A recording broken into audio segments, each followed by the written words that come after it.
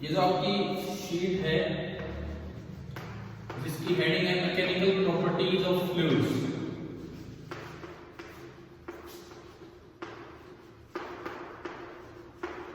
आकाश वाली जो शीट है वो हम स्टार्ट करें। देखिए जो भी बच्चे डाउट आपका है नहीं, आप समझते चले कि क्या क्वेश्चन था क्या नहीं। सबसे पहला सवाल पूछा है क्वेश्चन नंबर 8। अब ये जो सवाल है दरअसल ये थर्मोडायनेमिक्स का है, तो इसको आप अभी छोड़ सकते हैं। थर्मोडायनेमिक्स बेस्ड ये क्वेश्चन है तो इसको अभी रहने दीजिए, ये यहाँ के कॉन्सेप्ट से नहीं है, थर्मो के कॉन्सेप्ट से सोल्व होगा, इसको स्किप कीजिए। किसने पूछा था ये 8th? Yes sir. Yes sir मतलब मनीष बोल रहे हैं। कोई नहीं मनीष, इसको थर्मोडायनेमिक्स के लिए छोड़ दीजिए, आपको आंसर याद करना है कर लीजिए, हम थर्मो में ये कॉन्सेप्ट सीखेंगे कैसे कवर होगा, ठीक है। तो उसके बाद आता है क्वेश्चन नंबर 11। क्वेश्चन नंबर 11 किसने पूछा है? आप में होगा ना कोई तो जिसने पूछा है, मैंने टिक लगाई। Yes sir. हर्ष बोल रहे हो है ना, ठीक है। सुनो, yes sir. A body of density इतना is floating on water surface. हमने अपने क्लासरूम में पढ़ा था, अगर कोई बॉडी किसी लिक्विड में फ्लोट कर रही है,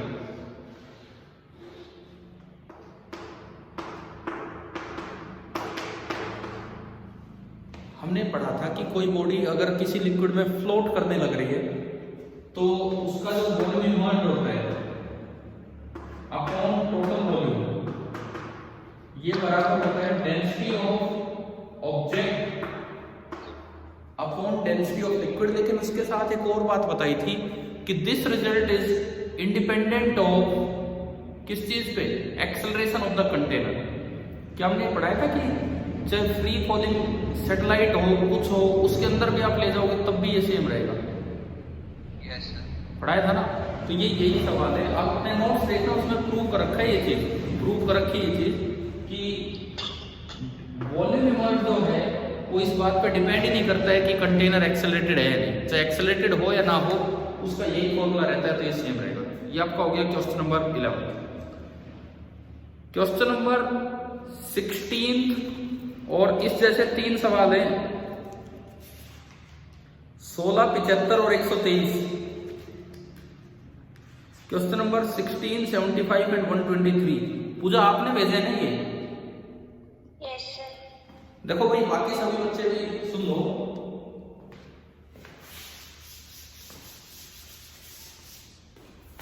कभी भी ये किरचॉफ करंट लॉ की तरह होता है। This part is equivalent to, this is almost same as Kirchhoff current law.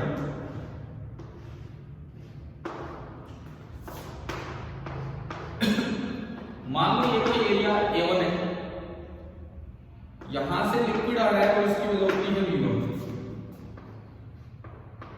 ये कोई एरिया A2 है, यहां से लिक्विड आ रहा है और इसकी वेलोसिटी है कितनी? v2। और ये कोई एरिया A3 है और यहां से लिक्विड बाहर जा रहा है जिसकी वेलोसिटी है v3।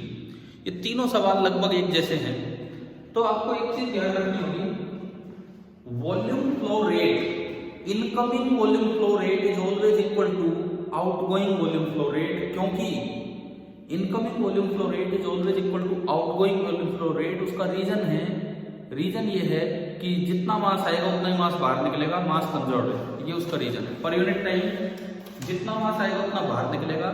लिक्विड हमारा इनकम्प्रेसिबल है, इनकम्प्रेसिबल लिक्विड होने का मतलब है कि उसकी डेंसिटी चेंज होनी नहीं, मास भी चेंज होना नहीं, तो वॉल्यूम भी चेंज नहीं हो सकता। तो जितना वॉल्यूम आएगा उतना ही बाहर निकलेगा यूनिट टाइम। तो आने वाला लिक्विड ये और ये है, और वॉल्यूम फ्लो रेट आपका होता है A1 V1, दूसरा volume flow rate A2 V2, और जो बाहर निकला है A3 into V3। हाँ भी बताओ, ये क्वेश्चन इस तरह के सवाल ट्राई किए आप लोगों ने? पूछे तो पूजा ने, बाकियों से हो गए थे क्या? यस। तो ये ऐसा कोई भी सवाल हो, आपको इसमें वॉल्यूम फ्लो रेट, इनकमिंग और आउटगोइंग इक्वेट करना है, मास कंजर्वेशन पे बेस्ड है। ऐसा लॉ करंट में भी होता है, किरचॉफ करंट लॉ। हाँ जी पूजा बताइए, 3 सवाल एक जैसे थे, शायद 16, 75 एंड 123। अभी बोलो, हो जाएंगे, सोल्व हो जाएंगे इस तरह से? Yes sir. ठीक है। उसके बाद जो अगला मैंने टिक लगाया है 19। 19 भी आप में से पूछा किसी बच्चे ने, देखिए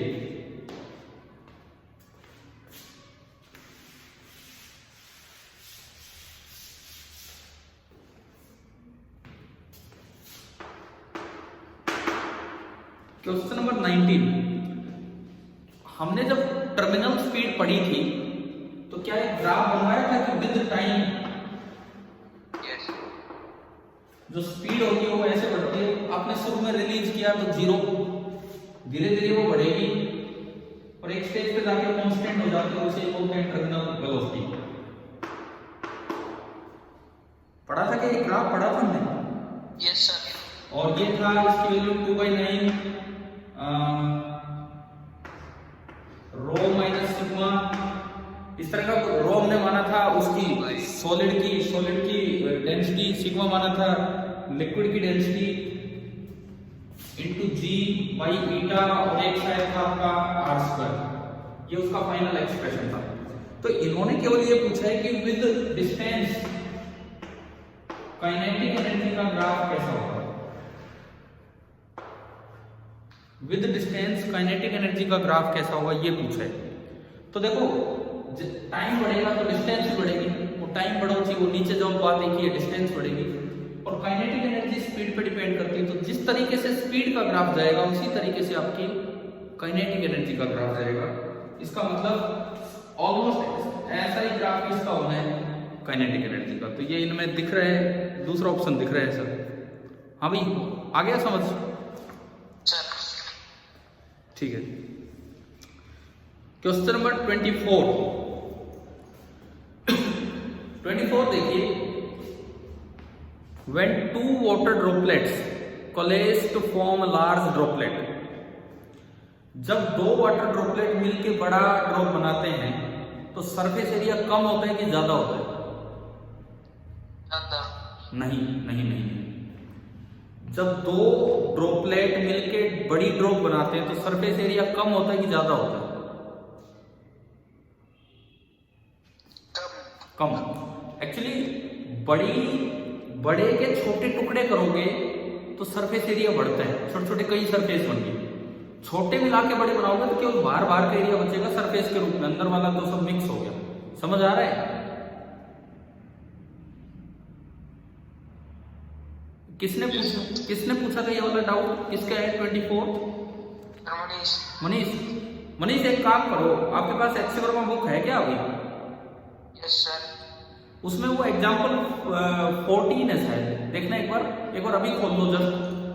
मेरे पास नहीं रखी बुक अभी, शायद ना रखी भी होगी। हाँ, एग्जाम्पल 14 है उस चैप्टर का, वो 14 चैप्टर का example 14।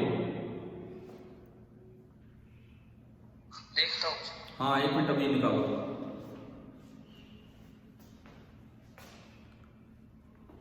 HCV part first chapter 14 example 14।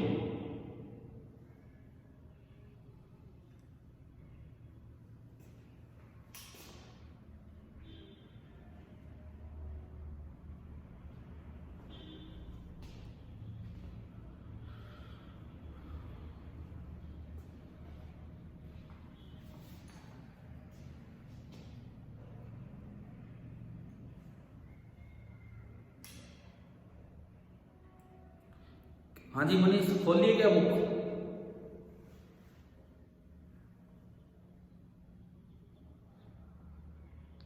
Sir fluid mechanics में ना? अगले चैप्टर में, 14 चैप्टर में, 14 चैप्टर का sold example number 14। Yes sir. एक बार उसमें कुछ ऐसा है कि दो ड्रॉप मिलके एक बड़ी ड्रॉप बना रहे हैं,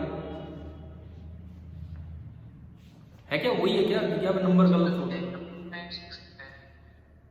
क्या कह रहे हो?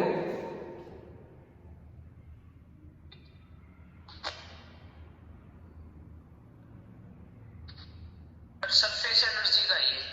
हाँ, आप ये बताओ, दो ड्रॉप मिलके बड़ी ड्रॉप बना रहे हैं कि नहीं उसमें? ऐसा ही है ना। और Yes, sir. और क्या पूछा है, एनर्जी रिलीज पूछा है कि एनर्जी एब्जॉर्ब पूछा है? सरफेस एनर्जी क्या हुई है? Release. हाँ, तो जब भी 2-3 ड्रॉप मिलके बड़ी ड्रॉप बनाएंगे तो सरफेस एरिया कम होगा। सरफेस एरिया कम होने का मतलब है सरफेस एनर्जी कम होगी। पहले सरफेस एनर्जी ज्यादा थी, अब सरफेस एनर्जी कम हुई है तो उसने कुछ एनर्जी रिलीज कर दी है, सरफेस एनर्जी उसने कुछ रिलीज कर दी है। समझ में आ रहा है ये? Yes, sir. ठीक है। और क्वांटिटेटिवली करना तो आपको सॉल्ड एग्जांपल में कर सकते हो। उसके बाद अगला सवाल है क्वेश्चन नंबर 35, जो आपके डाउट्स में आए हैं, आपके कॉमन डाउट्स में। क्वेश्चन नंबर 35 देखो, a liquid filled in a container has plane meniscus.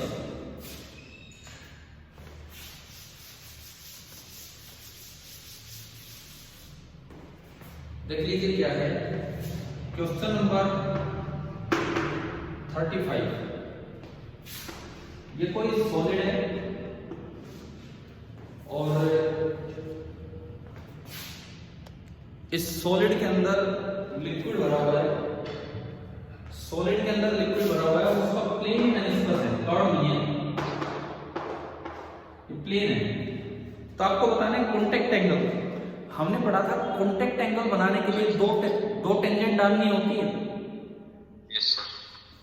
Solid पे जो टेंजेंट डालते हैं वो टुवर्ड्स द लिक्विड डालते हैं कि away from the liquid?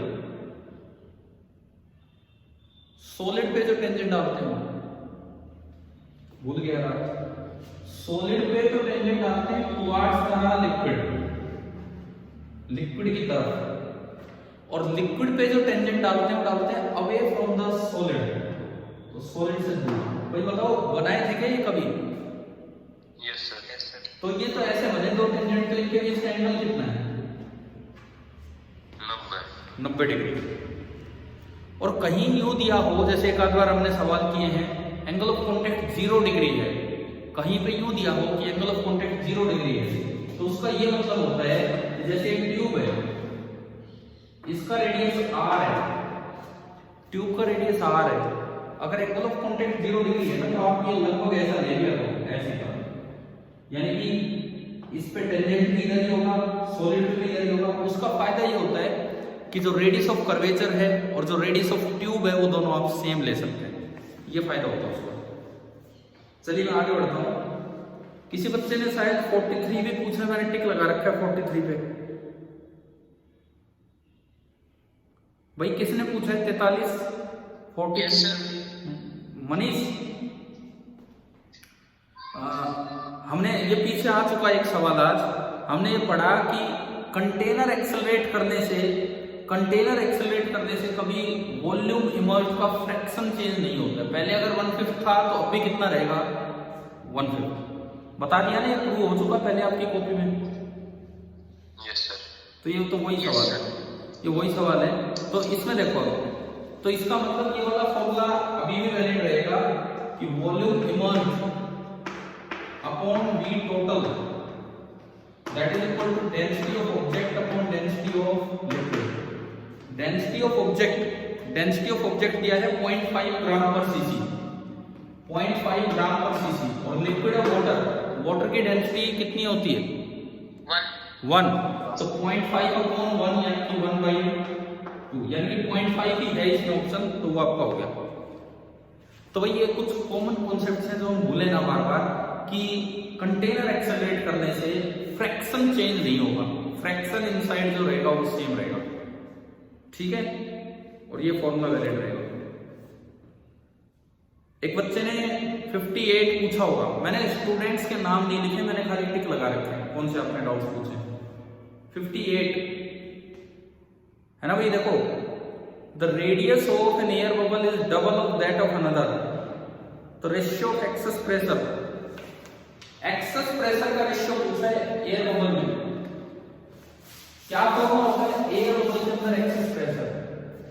Air bubble in water का एक्सेस प्रेशर,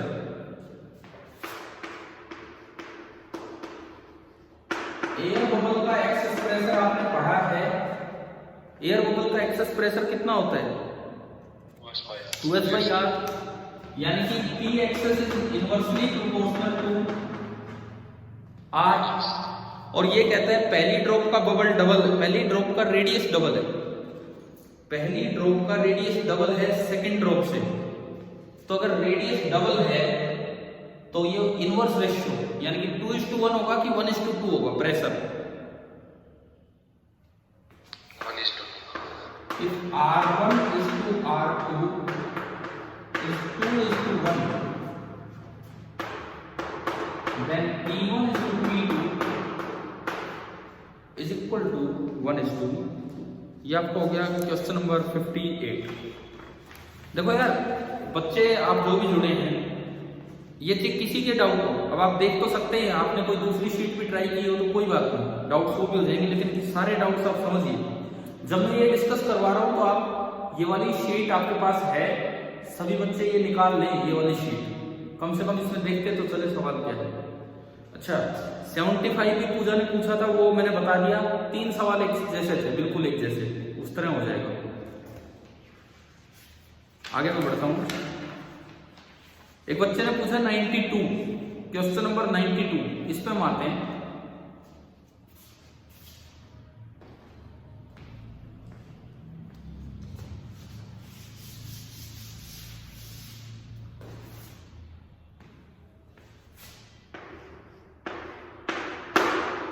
इस शीट का question number 92, figure shows N L shape tube filled with up to a liquid of height L/2।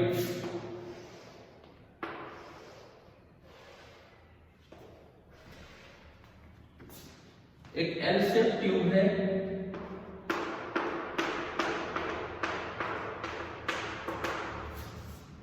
ये distance तो L है, लेकिन यहां लिक्विड भरा हुआ है केवल L/2 हाइट तक, आधी हाइट तक लिक्विड भरा हुआ है L/2 तक, इतना है। और इस कंटेनर को आगे एक्सेलरेट किया जा रहा है with some acceleration A। Acceleration A कितनी दे, so that the pressure at A, यहां जो प्रेशर हो, becomes equal to atmospheric pressure. इस पॉइंट को नाम दिया है D, मतलब ये कहना चाह रहा है कि यहां भी एटमॉस्फेरिक प्रेशर हो और यहां भी कितना हो, एटमॉस्फेरिक प्रेशर हो। क्या क्वेश्चन समझ आ रहा है क्या दिया इन्होंने, क्वेश्चन नंबर 92। Yes sir. अब देखो इसको मैंने पॉइंट सी हमने ये सीखे हैं, ड्यू टू ग्रेविटी वर्टिकली आना and due to acceleration horizontally आना। बी और सी में किसका प्रेशर ज्यादा होगा ड्यू टू ग्रेविटी, सी का। लिक्विड की डेंसिटी मान लो रो, लिक्विड की डेंसिटी आपने मानी रो, तो आप ये लिख सकते हैं कि pressure at C this will be equal to pressure at D that is free atmosphere plus density into g into L/2। आप बताओ क्या ये समझ आ रहा है मैंने कैसे लिखा है, ठीक है। अब इधर से इधर एक्सेलरेशन आगे है तो प्रेशर कहां ज्यादा होगा, पीछे। पीछे।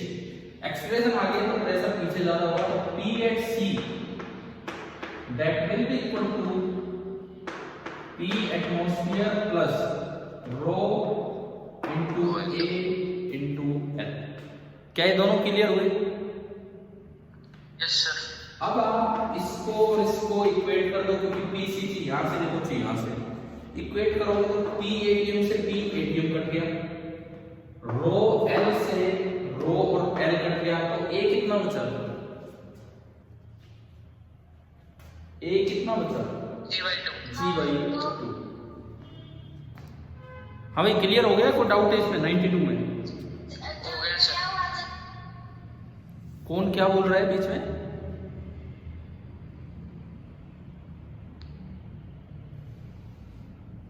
चलूं क्या, मैं आगे बढ़ूं? Yes sir. ठीक है। अब अगला सवाल जो पूछा गया दैट इज 98। 98 पे आइए आप, क्वेश्चन नंबर 98।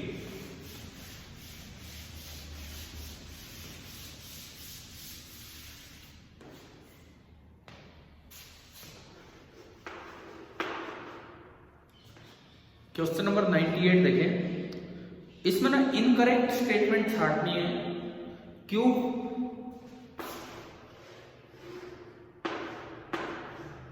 एक कोई क्यूब है, किसी लिक्विड के अंदर वो है, और ये लेंथ x है, ये लेंथ x है, जो पानी के अंदर लेंथ है वो।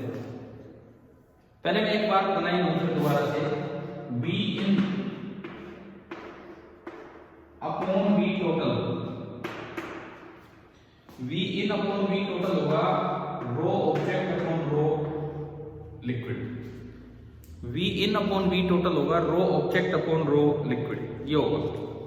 तो इनकरेक्ट स्टेटमेंट छांटना। पहली स्टेटमेंट पढ़ते हैं, density of liquid decreases then X will increase.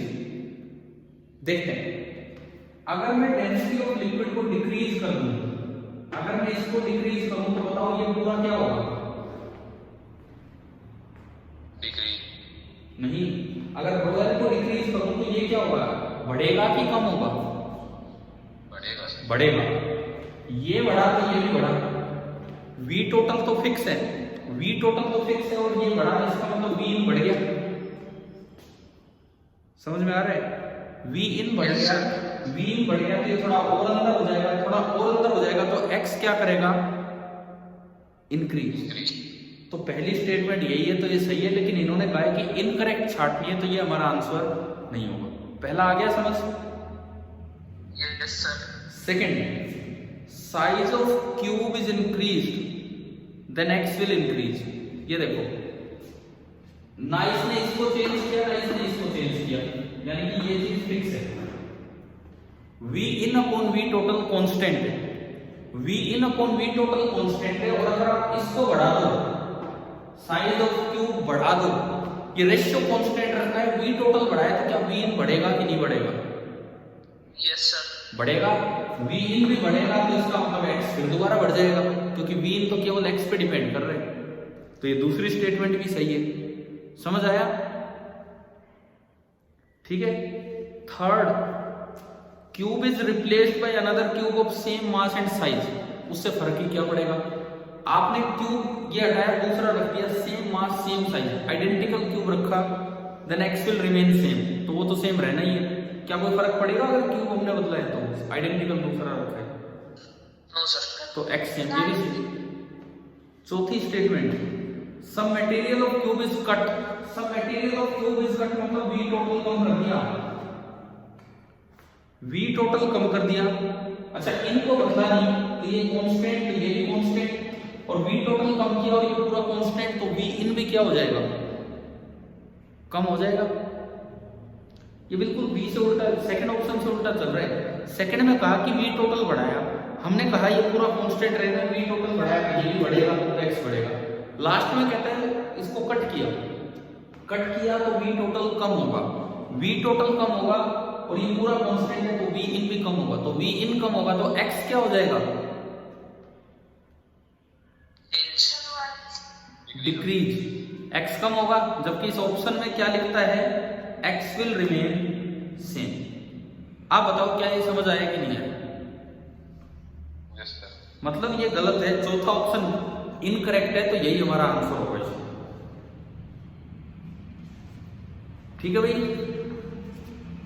चलो आगे बढ़ो ना, क्लियर हो गया हो तो? Yes sir.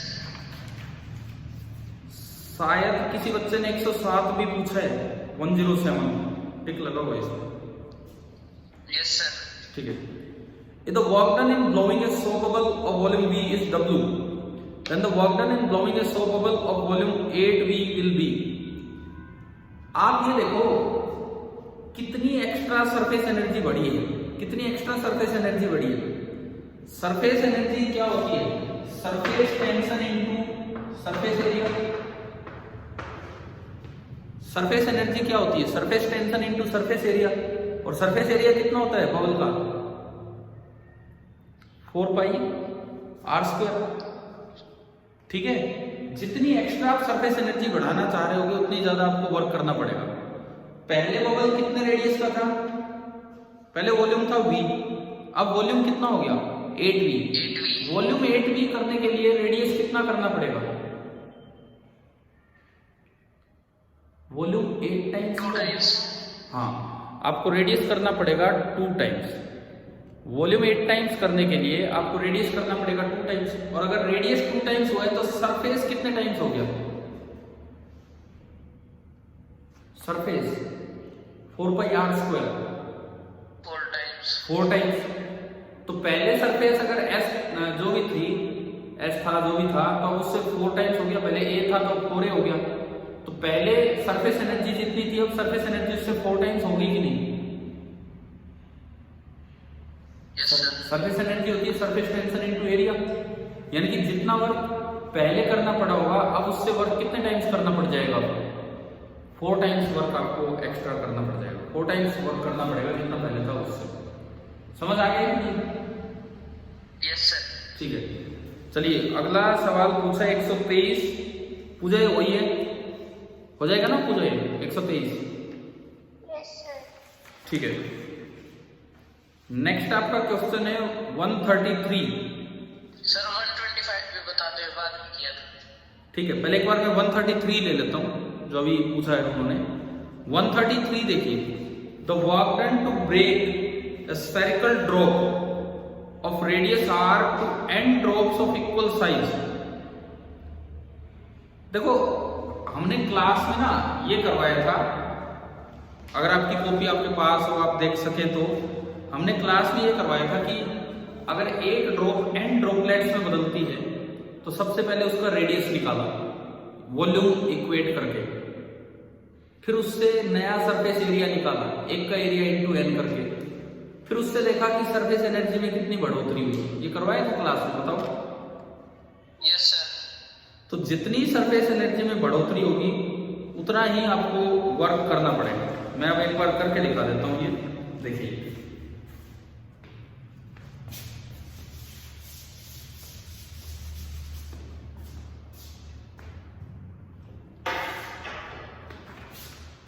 मान लो ये कोई बबल है, ड्रॉप है सॉरी, और इसका रेडियस है r। तो जो अभी इसका वॉल्यूम होगा वो होगा 4/3πr3। ये अभी इसका वॉल्यूम होगा। आपने इसको n टुकड़ों में तोड़ दिया, नया रेडियस r' माना, ऐसे ऐसे n टुकड़े हो गए। तो जो नया वॉल्यूम होगा वो होगा n × 4/3πr3। मास तो चेंज होने से रहा, मास तो जितना था उतना ही रहेगा, डेंसिटी भी चेंज नहीं होती। तो जब मास चेंज हुआ, डेंसिटी चेंज हुई, तो वॉल्यूम भी क्या रहेगा? सेम।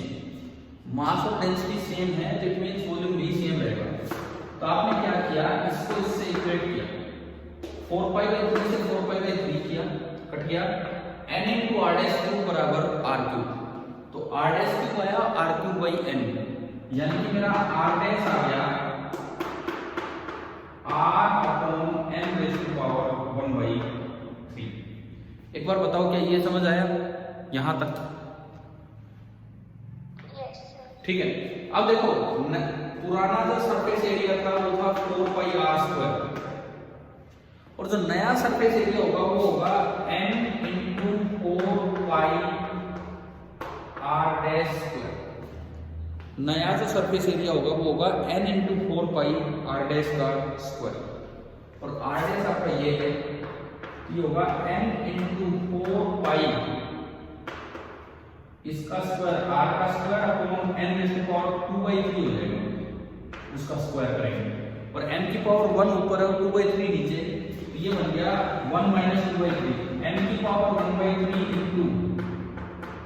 4πr²। इतना एरिया बढ़ेगा।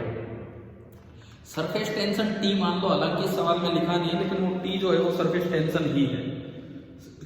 सरफेस टेंशन आप T मान लीजिए, ठीक है। तो अगर आप T सरफेस टेंशन मानते हो तो पहले एनर्जी होगी 4πr² × T, बाद में एनर्जी होगी दिस × T। तो आपने वर्क कितना किया, जितनी एनर्जी बढ़ी होगी उतना ही वर्क किया होगा। तो फाइनल एनर्जी में से इनिशियल एनर्जी आप घटा दीजिए, तो देखो ये आंसर क्या बनेगा। फिर इसमें चेंज इन सरफेस एनर्जी निकालेंगे तो इसमें से ये घटाएंगे तो कौन सा ऑप्शन आ रहा है? तीसरा ऑप्शन दिख रहा है ऐसा, है ना? Yes sir. ठीक है भाई, हो गया।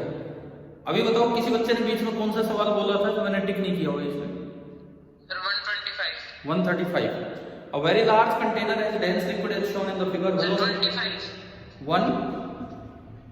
25. अच्छा 25। ठीक है, मैंने 35 पढ़ दिया। 35 तो टोरिसेली थ्योरम है सीधी। 35 तो वैसे ध्यान है ना आपको, डायरेक्ट टोरिसेली थ्योरम है। ठीक है, यस सर। 125 देखते हैं आप। An orifice of radius r is present at the bottom of the container.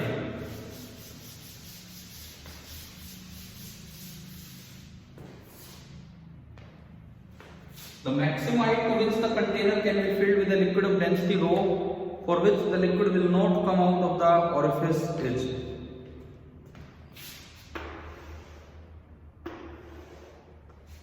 ये कोई कंटेनर है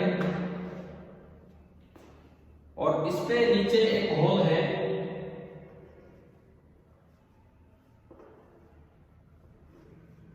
और उसका रेडियस है r। ठीक है, the maximum height to which the container can be filled, यहां मुझे कंटेनर में लिक्विड भरना है और ये हाइट है h। तो ज्यादा से ज्यादा कितनी हाइट तक लिक्विड भर सकते हैं? लिक्विड की डेंसिटी आपको दे रखी है रो, लिक्विड की डेंसिटी दे रखी है rho, for which the liquid will not come out of the orifice is, ताकि इससे पानी बाहर ना निकले। Orifice of radius r is present at the bottom of container. ठीक है, तो ये कितना लेगी पानी बाहर ना आए? क्या यही है क्या, ये कुछ और बनेगा? बैकग्राउंड आपने इसमें लिक्विड भरा, डेंसिटी है रो, सरफेस टेंशन दी है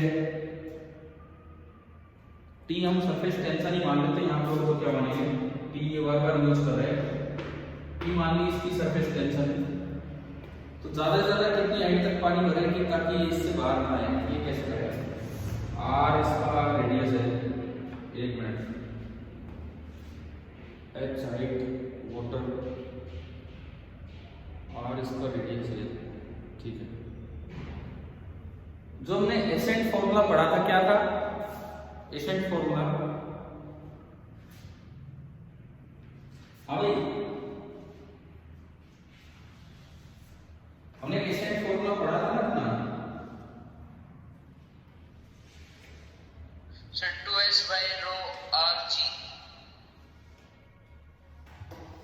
एसेंट फॉर्मूला आपका हाइट का क्या था? s is equal to 2s by rho R g, कि अपने आप पानी इतनी हाइट तक ऊपर जाता है। ठीक है, एस को इसने टी बोल दिया, ये जो टेंशन है, ये टेंशन है, ये एस है। इसका मतलब ये है कि अगर आप इसे कैपिलरी की तरह माने तो एटलीस्ट इतने हाइट तक तो पानी अपने आप ही राइज कर ही जाता है इसमें। देखो क्या है, अगर ये कैपिलरी होती यहाँ पे, an orifice of radius r is present at the bottom of a container। ठीक है, the maximum height to which the container can be filled with a liquid of density rho, for which the liquid will not come out of the orifice, ताकि यहां से पानी बाहर ना आए। 2s upon rho r g, r है इसका radius of curvature. ठीक है, ओरिफिस का क्या मतलब? होल को ही बोलते हैं ओरिफिस तो।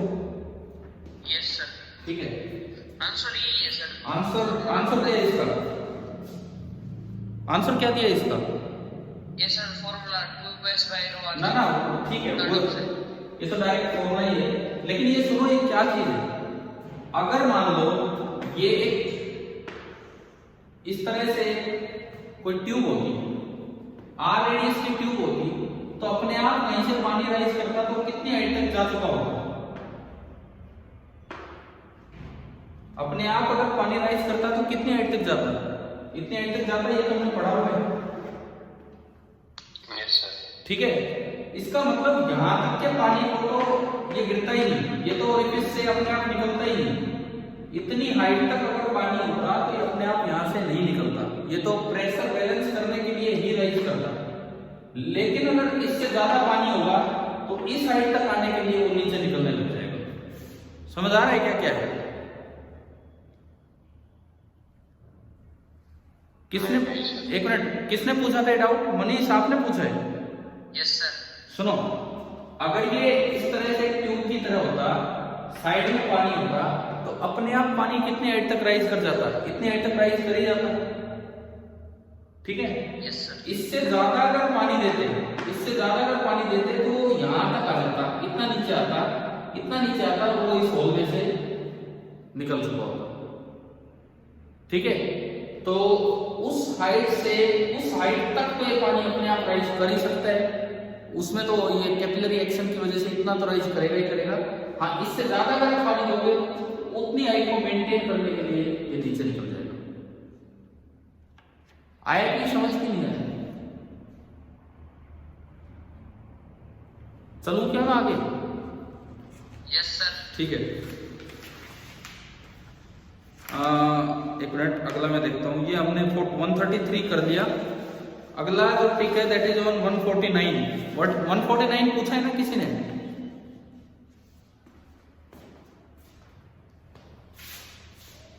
किसने पूछा भाई 149 है ना? कोई तो पूछा? मैंने। ठीक है, देखो, A stone of relative density K, relative density मतलब density of stone upon density of water, that is K, is released from rest on the surface of a lake. Lake की surface पे से छोड़े, लास्ट में लिखता है neglect the viscous force. Viscous forces को आप इग्नोर कीजिए, ये इसमें लिखा है the acceleration by which the stone sinks in the water is. कहता है विस्कस फोर्स को इग्नोर करो, तो स्टोन पे दो ही तो फोर्स लग रहे होंगे, एक तो वेट जो कि कितना होगा mg, m इसका मास है, और एक पॉइंट फोर्स जो कि होगा density of water into volume of stone into g, और मान लो इसकी एक्सेलरेशन नीचे है a। बताओ भाई ये एफबीडी आया समझ? Free body diagram. हाँ जी, एफबीडी क्लियर है इसका, ठीक है? अब देखो इसके बाद न्यूटन्स लॉ लगाओ इस पे, न्यूटन्स लॉ। नीचे की तरफ net force mg minus rho water into v stone into g is equal to mass of stone into a, acceleration. मुझे a चाहिए, m से डिवाइड कर दो, mg by g तो g हो गया, minus density of water into volume of stone upon mass of stone और into g। Mass upon volume density of stone होती है, तो वॉल्यूम अपॉन मास क्या हो गया? 1 अपॉन डेंसिटी हो गया, volume upon mass 1 upon density, तो ये बना g minus density of water upon density of stone और into g। Density of water upon density of stone इसका रेसिप्रोकल होगा, यस सर। तो ये 1/k हो जाएगा, तो ये हो गया g माइनस g/k। तो आपने g कॉमन लिया और ये आपका आया 1 माइनस 1/k, 1 माइनस 1/k। हाँ भाई यही होगा इसका, देख लिया ना आपने ये सब, ठीक है? इसमें बताओ भाई इस आकाश वाली सीट में कोई और डाउट है क्या किसी का? मैंने जो टिक लगाए थे जो आपके डाउट आए वो तो यही थे, और कोई टिक और कोई है क्या?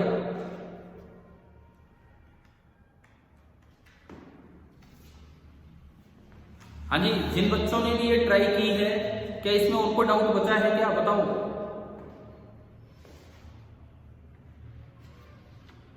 या हो गए सारे?